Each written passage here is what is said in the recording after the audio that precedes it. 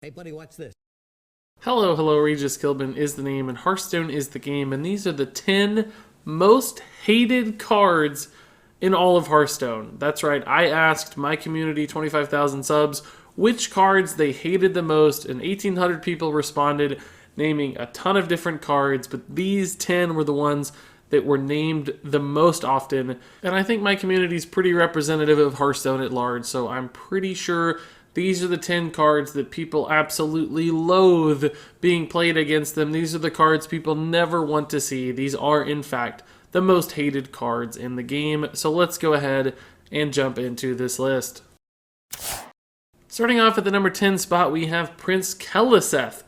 And this is a pretty fresh addition to the list of most hated cards, I'm sure, because Prince Keleseth really just started gaining popularity as a dominant card in the meta in the last few weeks or so since the nerfs to Jade Druid in particular happened. We see things now like Keleseth Rogue jumping to the top of tier list, being one of the strongest cards in the game. And there might not be anything more frustrating in Hearthstone right now than seeing Prince Keleseth into Shadow Step, into Prince Keleseth, into Shadow Step, into Prince Keleseth, where the rogue gets just a bajillion extra stats on all of their minions for the rest of the game. That is a game-winning, game-ending kind of play a vast majority of the time, so people hate knowing that they've already lost the game by turn 2. Now, of course, Prince Keleseth doesn't work in every deck because sometimes sacrificing 2-mana cards is just too much for a lot of decks to work with. But since he is such a dominant force in the meta right now, he's also showing up in a very powerful Zoo Warlock deck, and other people seem to be just experimenting with this card from time to time. The high roll potential of knowing that your opponent got this on time on turn 2 is just a very frustrating thing to experience. So Prince Keleseth, despite being pretty new to being a hated card, still barely made the cut as the 10th most hated card in Hearthstone. So let's move on to the number 9 card, which is Aya Blackpaw. And this one's not too surprising because people love to hate on Jade. Jade Druid in particular earns most of that hate.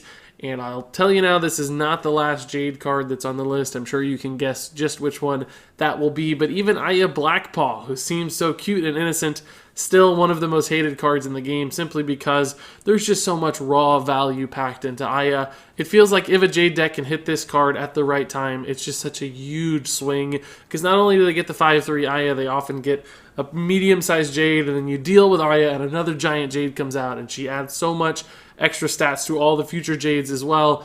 It's just a nightmare to deal with. So Aya, in a lot of ways, as the Jade legendary minion, becomes representative of the Jade mechanic in general. So no surprise to see just how many people don't like Aya Blackpaw.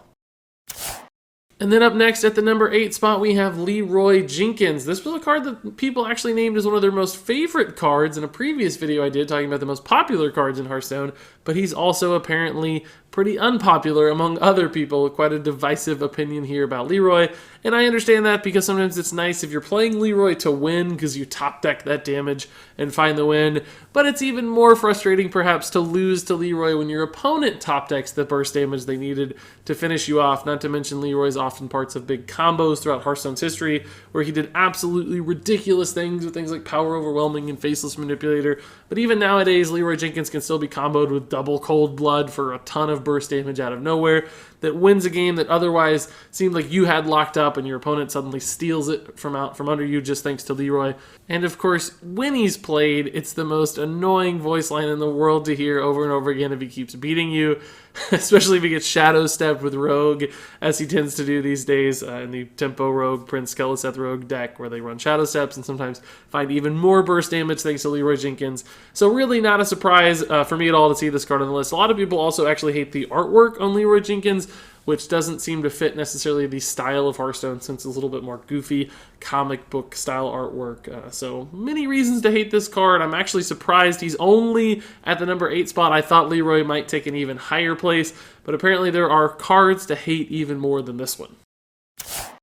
And one such card at the number 7 spot is Shadow Reaper Anduin. When a card like this one, which is just so dominant, takes its place near the top of the meta, that's the exact kind of card you expect to see on this list. Shadow Reaper Anduin, of course, in combination with Raza the Chain and the Highlander Priest deck right now, which is, if not the best, one of the top 2 or 3 decks in the meta right now. It just feels so swingy and so powerful, and when the priest can just machine gun you for a bajillion damage, particularly in combination with Prophet Velen and Mind Blast and a million machine gun bolts at 2 damage, that feels pretty bad to lose to. Sometimes it feels like you're completely helpless in that matchup. So a lot of people have expressed that helplessness and the frustration they experience playing against Anduin by including him on this list. Now, this is also a card that was on my most popular list as well. So some people like to play him, probably for the same reasons, because he is so dominant and so powerful. But another card, not at all surprising to see. It can, in fact, even I believe it myself, be pretty frustrating to lose to Shadow Reaper Anduin. And then at the number 6 spot, this is a card that totally surprised me. I never thought I would see this card on this list. Now, in the past, when Reno Jackson was still in standard format, absolutely I expected this card to be hated, because a lot of people play aggro decks, and Reno Jackson basically symbolized the doom of an aggro deck. Anytime you saw Reno Jackson come down, you practically never won those games because your opponent stabilized on the back of a ton of health, and then they were a control deck who just shut you out. So Reno Jackson was a disheartening kind of play for so many people. But now that he's rotated to Wild, I don't think he's nearly as common to see. He doesn't make up a big chunk of the meta like he used to, and I don't think that many people play Wild. I think most of my viewers focus more on standard format. So I'm surprised this many people still hate Reno Jackson enough that he got mentioned often enough to actually make the list. But here he is halfway up the list. This is still an incredibly hated card amongst the community, and that was a huge surprise to me. I think some people hate him just because he is so swingy and so high-rolly and so draw-dependent. If they get him, they win. If they don't, they lose. And I don't think people like that sort of thing in Hearthstone when there's that much variance bundled into a single card. Personally, I love Reno Jackson. I think he created a cool new archetype. I'm fine with that variance because you have to compromise the consistency of your deck so much in order to accomplish it. So I love Highlander decks in general, and I think Reno was great for the game. So I don't agree with the community here, but apparently a lot of people are still holding a grudge against old Reno Jackson. So now let's move on to the top 5 with the card I'm not at all surprised to see. This is Druid's Spreading Plague, and much like Reno Jackson, a card which completely shuts down aggro decks, Spreading Plague does exactly the same thing and might do it even better than Reno Jackson, because Reno Jackson could only ever give you 29 health. Sometimes this card could give a character 35 extra health by summoning 7 5 health taunts. 7 times 5.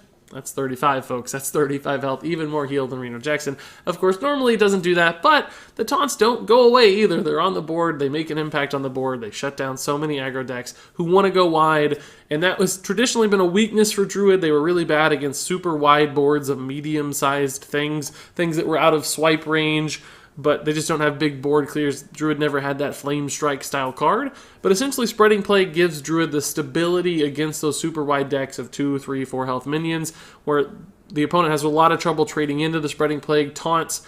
It's a huge swing style card. It punishes your opponent for very specific kinds of play, all of which makes Spreading Plague feel like a card that is just disastrous to play into. If your deck wants to do that and they have the Spreading Plague, you probably just lose the game, and they stabilize behind all the other shenanigans that Druid can pull off, particularly with Jades. So a card like this that is just synonymous with defeat and that single-handedly shuts you out of games. Not to mention the fact that there's just a lot that can be accomplished with this. Summoning 3, 4, 5 minions, the amount of stats you actually gain for 6 mana is kind of ridiculous. If you get 5 Spreading Plagues, that's essentially a 525 total stat allocation for only 6 mana. Getting 30 stats for 6 mana is pretty ridiculous, pretty bonkers. So even just 2 or 3 taunts can make this card powerful. As it starts to roll up to 4, 5, 6, 7 taunts, it's absolutely absurd in its raw value. So even though Spreading Plague got nerfed, which it did, it used to be 5 mana. Just a few weeks ago it was 5 mana. Even at 6 mana, it's still a very powerful and very troublesome card for people, and I think deservedly has earned a top 5 spot on this list. Moving on to the number 4 spot, I think you'll start to detect a theme. The last 3 cards were all cards that completely shut out certain kinds of game plans. Reno Jackson with a giant heal shuts down aggro decks that are looking to kill the opponent. Spreading Plague with all the taunts shuts down aggro decks that are looking to kill the opponent. And here at the number 4 spot, Ice Block can kind of do the same thing. Not just against aggro decks necessarily, but Ice Block is yet another way that just disrupts what you're trying to do as the opponent, which can be really frustrating frustrating to play against because you have a game plan, you're trying to execute it, and your opponent can play one card that just negates absolutely everything you do, completely wasting your turn, giving them time to find answers, to complete their quest, so on and so forth. Now, Ice Block right now is mostly being played in Quest Mage, and that's not necessarily the best deck in the meta, but it is one of the most annoying decks to lose against because they don't have a high win rate, but sometimes they still just win against you and find the right pieces and find the right cards, and you feel completely helpless. There's nothing that you can do to beat it necessarily, unless your deck is running very specific kinds of counter tech cards, essentially, and nobody wants to do that because it's not that common of a deck in the meta. So Ice Block just feels like one of those cards that you have to deal with it. You have to tolerate it. You can't answer it. You can't counter it. You can't play around it. And those are very trying cards and annoying cards. And I agree that Ice Block probably needs to at least be moved to the Hall of Fame, perhaps changed in other ways as well, nerfed a little bit. Who knows? But I agree. This is one of my most hated cards, certainly, and I've been playing against it for years and years and years at this point. So I'm very tired of seeing Ice Block, and I do think it deserves a spot on this list. So now let's move on to the top 3, and here we have yet another Druid card. I don't think this is an accident. We've already seen Aya Blackpaw, essentially. We've seen Spreading Plague, and now we're looking at Ultimate Infestation. This is another card that I completely agree. It's one of my most hated cards in the game, too. I think Druid has way too much ramp to make Ultimate Infestation a fair card for the class. Essentially, 10 mana cards need to be incredibly powerful in Hearthstone to be relevant. That's 100% accurate. So it's not bad necessarily that Ultimate Infestation has so much value packed into it. What is bad is giving that to Druid, a class which has no trouble getting to 10 mana at an incredibly rapid pace. There are some games where Druid can just ramp into ramp into ramp and play Ultimate Infestation 3, 4, 5 turns earlier than expected. And at that point, it's just a game-defining kind of play where there's nothing you can do. Typically, Druid had to sacrifice card advantage in order to play all of those ramp cards. Ramp cards cost you a card in your hand, and they don't give you a card back, so you had a trade-off. With Ultimate Infestation, you can essentially ramp without any sort of penalty, knowing that you can rely on that Ultimate Infestation to refill your hand, to help you swing the board, to give you survivability. It essentially does a little bit of everything you'd need to make up for the fact that you ramped.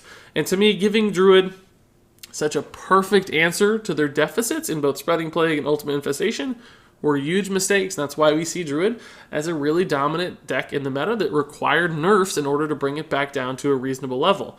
Ultimate Infestation is perfect for Jades, but now we're even seeing it in things like this Pilfered Power Token Druid that's starting to gain a little steam just because cards like this are so good in combination with ramp that you're running it at an even slightly faster or mid-range decks as well. So I don't have a problem with really powerful cards like this necessarily, but if they're really powerful cards that fit a class perfectly or fill in all the gaps that a class traditionally has had, I do start to have problems with that. I think Ultimate Infestation could still be nerfed, dialed back. You could make all the numbers 4, and this would still feel like a strong inclusion for the class, but it wouldn't be quite so overpowered. So again, another card that I would absolutely put in exactly this spot, a card that needs addressed, and I understand completely why the community at large feels just as frustrated by this card as I do. And now we're up to the top 2, starting off with Patches the Pirate. There are actually a lot of mean Streets of Gadgets and cards on this list as well. I think that's one of the most hated expansions in all of Hearthstone's history, but I think you can understand pretty easily and pretty quickly why people hate Patches the Pirate. It's because he's always there. You just always see him. So many decks find ways to run pirates to pull Patches the Pirate out of the deck. Of course, in Pirate Warrior, that was kind of the most aggressive example of using Pirate over the past 6 months or so. That's been nerfed a little bit now with Fiery War Axe, but still, Rogue is running Patches the Pirate, and sometimes he comes out as a giant 4-4 or 5-5 thanks to Keleseth shenanigans, and that might be the most frustrating Patches the Pirate version of all. So we can't seem to get away from this card. It seems like as long as he's going to be around, just getting that free 1-1 body that's aggressive, that can make trades, it can do all kinds of crazy stuff. This has been run in defensive decks. It's certainly run in all of the aggressive decks, making Patches the Pirate a card you see probably more than any other card in Hearthstone just because he always comes out so consistently. He has a very noticeable animation when he enters the board, a very memorable and arguably annoying voice line as well. So a very, very easy card to hate and a card that very rightfully earns a top 2 spot.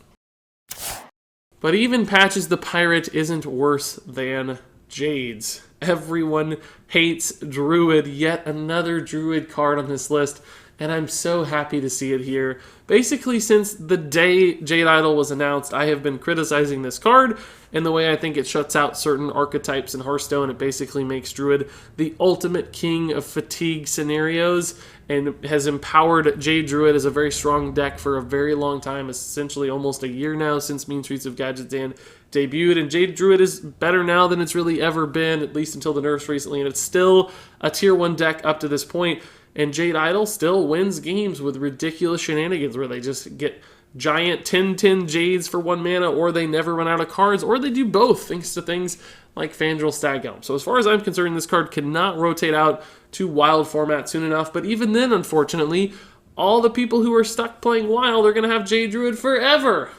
It's never going to go away, because Jade Idol is going to make it just the ultimate fatigue deck for the foreseeable future. Now, clearly a card like Skulking Geist was printed to help counter Jade Idol, but the fact that you have to make everybody else sacrifice the consistency and quality of their deck to beat a single card in the meta, I think that signals that something is wrong. So, Jade Idol, I hate it. All of my viewers hate it. Seems like everybody pretty much hates this card. Even the people who play it don't seem to enjoy it all that much. They just kind of have to play it because it's so darn good. And on top of all that, look how terrible this artwork is. If you guys ever noticed just how lazy and awful the artwork for Jade Idol is, it's just silly looking. It's just a face floating in the air that's very poorly rendered. So there's nothing to love about this card.